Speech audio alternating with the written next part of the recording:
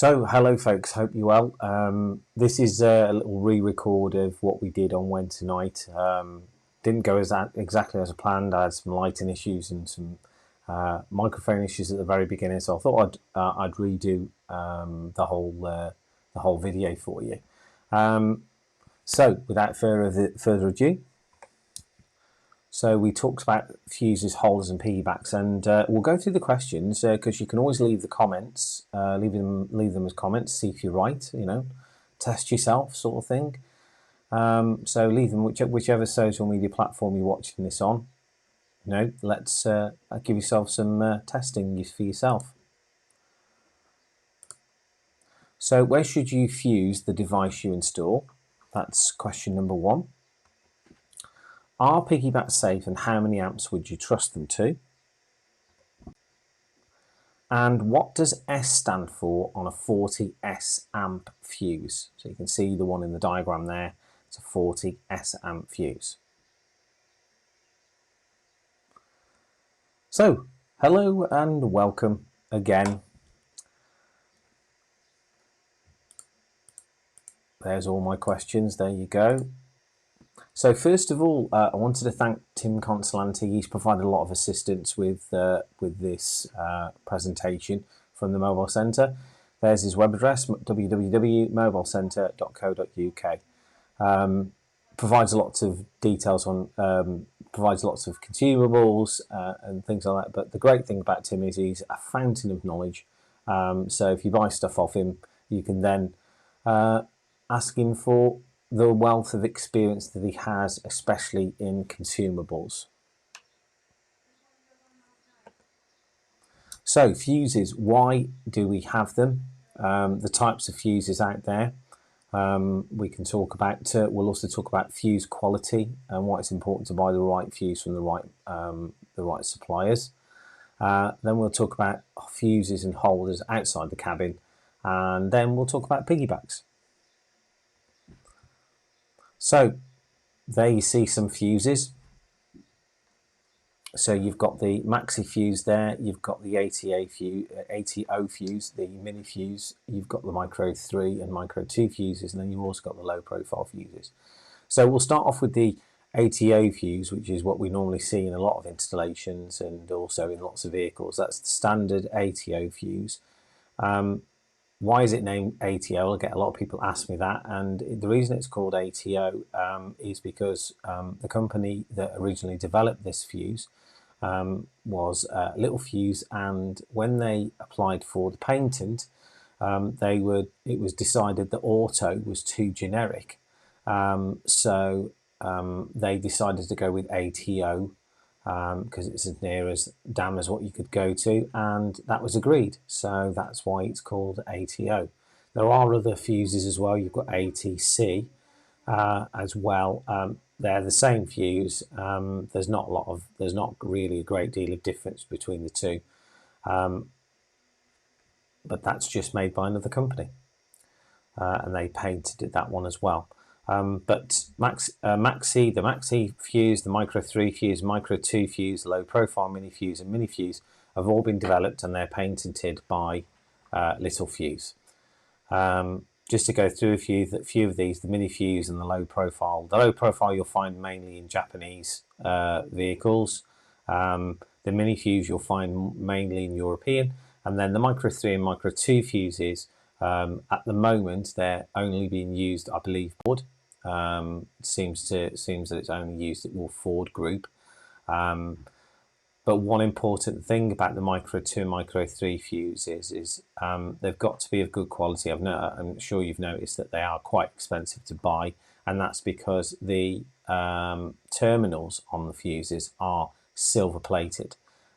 So that's why they're so expensive. Going on to maxi fuse as well, you'd normally see those under the bonnet, and that's for higher current circuits, or to protect the circuits at that level. So why do fuses blow? Well, there's one big reason. It's called overcurrent, and that could be one of two reasons, which is overload or short circuit. Now when we talk about overload, that's normally a temporary position, and it's normally something to do with the device, I would say, where it's drawing more than the rated current, than what it's supposed to draw, really. And it may only be a temporary issue, but it's always key, and especially also with short circuits, to find out actually why this device or why this fuse has blown. So in an overload case, it may only be a temporary overload, but with a short circuit, that's like a dead short, as you're already aware.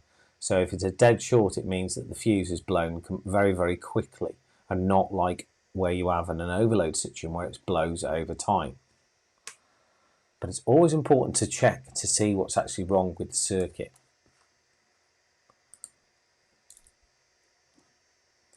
So some things to consider when you're looking at fuses or when you're purchasing fuses. You now need to consider, I would say, the voltage rating of a fuse, because most fuses are voltage rated at 32 volts. And the reason you need to consider that is now we're seeing, if you watched a couple of presentations ago, my presentation on mild hybrids, which are now 48 volt. Their circuits are 48 volts, so you've got to look at, and I'm not sure whether their fuses all the way around them are rated at 48 volts, or whether they're just the rest, like the norm where it's 32 volt. But it is something to consider moving forward, I would say. The other thing to consider is the interrupting rating and also the time current rating. So as we talked about the what we call overcurrent, the interrupting rating is basically the amperage that it's working at, that the fuse should blow at. Very important, because where certain makes of fuses say they blow at 20 amps, they don't actually blow at 20 amps, and they haven't been tested. So that's an important one. So the interrupting rating is normally the digits that are on the fuse, 10, 15, 20 amps.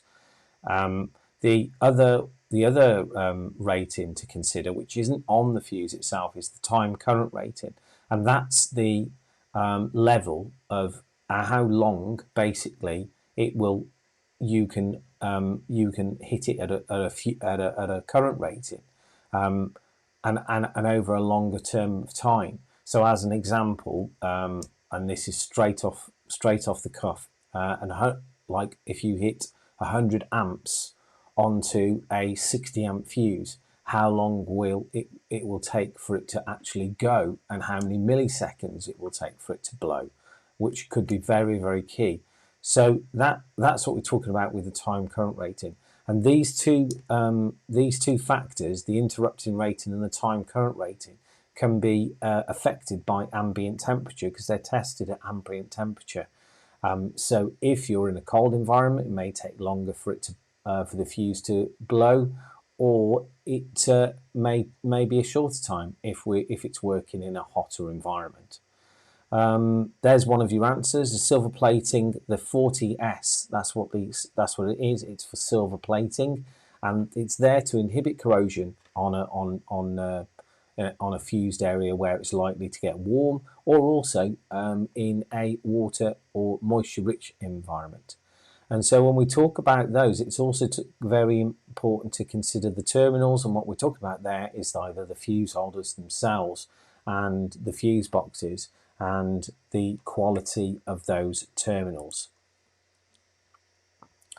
So generally, when it comes to fuses, when and where, well, when we talk about maxi fuses, they are for higher current circuits. We do see 40 amp. I know that we do see 40 amp ATO fuses and micro, but generally from 1 to 30 amps you will find the micro 2, micro 3, low profile, mini fuse and ATO fuse.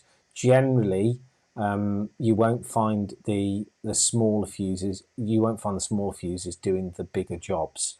That's generally reserved for the maxi fuses.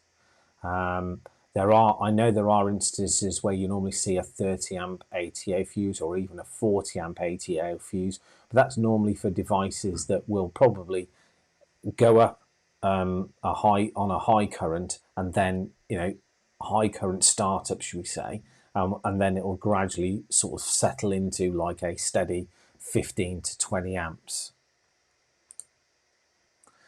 So fuse holders, when and where? Well, they've got to be rated for the job. And the cable that's connected to them. So I'll show you a fuse that we've got here. Let me just go on my larger screen. There we go. So there's a fuse holder there. And you can see that that's quite thick rated cable, so that's rated for a high rated fuse.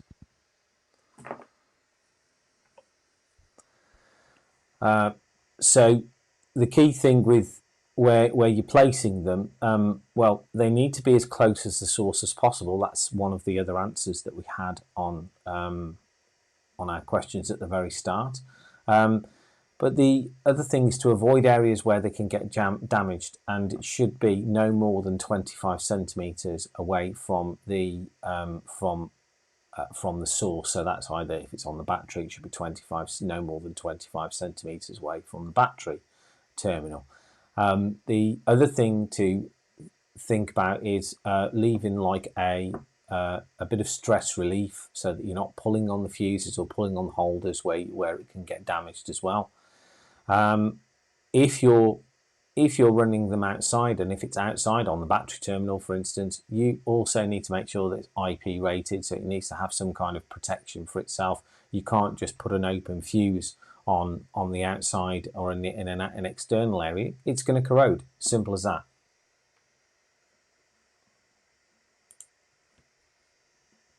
So piggybacks, are they what we all say they are? There's another one there that's called a breakout. It's called a breakout fuse that you've got there.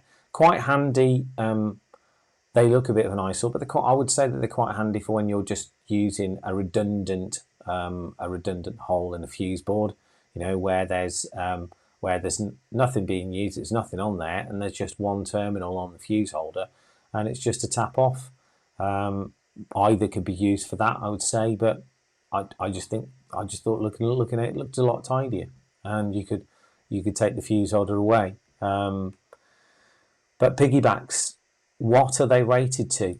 Well, the answer is that they're rated to a maximum of 10 amps only, so you shouldn't be taking any more than that. And it's always take great care when you connect them in, and that you connect them on the right side of the terminal. So make sure that you're going to the source side. Always test your fuse, and always test to see which side is carrying the power. So always do that before you connect up. And that's it for today, folks. Thanks very much for watching. No question and answers, because unfortunately this is a re-record.